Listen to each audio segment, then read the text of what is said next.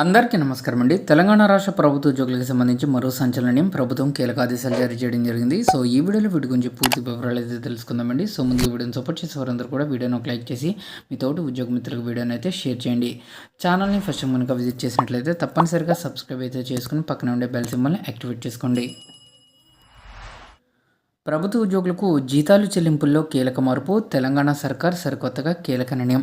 తెలంగాణ రాష్ట్ర ప్రభుత్వం రాష్ట్ర ఉద్యోగుల జీతాల చెల్లింపు ప్రక్రియలో కీలక సంస్కరణలకు శ్రీకారం చుట్టింది.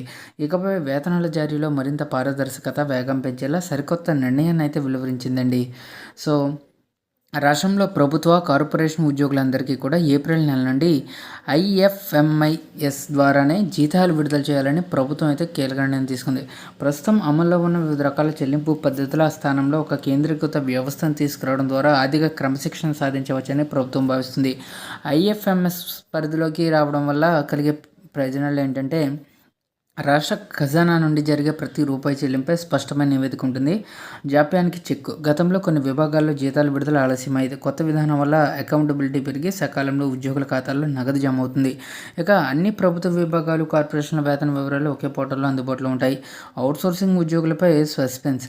ప్రభుత్వం మరియు కార్పొరేషన్ ఉద్యోగులకు ఈ నిబంధన స్పష్టం చేసినప్పటికీ అవుట్సోర్సింగ్ ఉద్యోగుల విషయంలో ప్రభుత్వం ఇంకా ఫైనల్ డిసిషన్ అయితే తీసుకోలేదు. వీరిని కూడా ఐఎఫ్ఎంఎస్ పరిధిలోకి తీసుకురావాలా లేదా అనే అంశంపై వచ్చే కేబినెట్ సమావేశంలో సమగ్రంగా చర్చించి నిర్ణయం తీసుకోనున్నారు.